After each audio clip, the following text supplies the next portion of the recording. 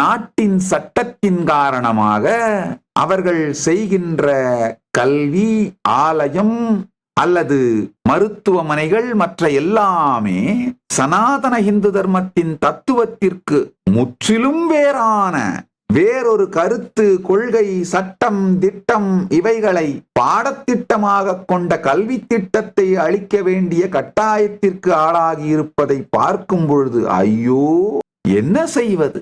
யார் இதையெல்லாம் கண்விழித்து என்று பார்க்க போகிறார்கள்? அப்ப என்ன சாமி தீர்வு சொல்றீங்க? எந்த நாட்டினுடைய உள்நாட்டு பிரச்சனைகளிலும் நான் தலையிடக்கூடாது என்பதனால் என் கைலாயத்தில் மட்டும் இந்த சனாதன இந்து தர்மத்தை அரசியல் சாசனமாகவும் தர்மசாஸ்திரமாக ஜூரிஸ்புருடன்ஸாகவும் வைத்து கல்வி, பொருளாதார முறை, தர்மம், அர்த்தம், காமம், மோக்ஷம் எனும் 4 துறைகளிலும் கல்வி, குழந்தைகளை வளர்க்கும் முறை, திருமணம், திருமண பந்தம் பற்றிய சட்டங்கள், உறவுகள் பற்றிய விதி நிஷேதங்கள் இவைகள் அனைத்தையும் சனாதன இந்து தர்மத்தை அடிப்படையாக வைத்தே நிறுவி தீர்வை ஓரிடத்திலாவது காட்டிவிடலாம் என்று முடிவெடுத்துத்தான் இதை நிகழ்த்தி கொண்டிருக்கின்றேன். கைலாயத்தை பரமசிவ பரம்பொருளின் பேரருளாலே அவரே வெளிப்பட்டு, அவரே உருவாக்கி, அவரே நடத்தி கொண்டிருக்கின்றார். அதாவது இருட்டை சபித்துக் கொண்டிருப்பதை விட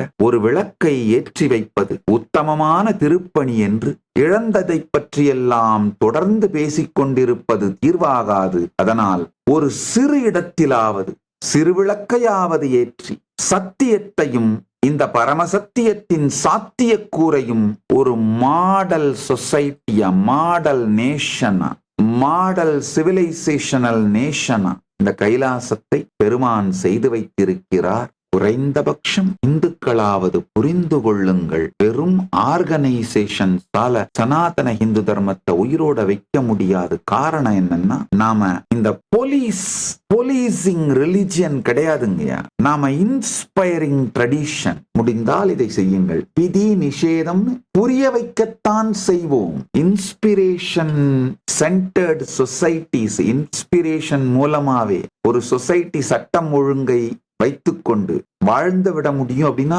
சிறு வயதிலிருந்தே அந்த மனிதர்கள், குழந்தைகள் இந்த அறிவு, தெளிவு, ஞானம் இவைகளோடு வளர்க்கப்பட வேண்டும். இது ஒரு மிகப்பெரிய ஆன்மீக எழுச்சி. குறைந்தபட்சம் இந்துக்களாவது நான் செய்கின்ற இந்த கைலாய திருப்பணியின் புனிதத்தையும் தேவையையும் புரிந்து கொண்டு முடிந்தவர்கள் பலமாக இருந்து சப்போர்ட் பண்ணுங்க. முடிந்த விதத்திலெல்லாம், முடியாதவர்கள் குறைந்தபட்சம் அவதூறு செய்யாமலாவது இருங்கள்.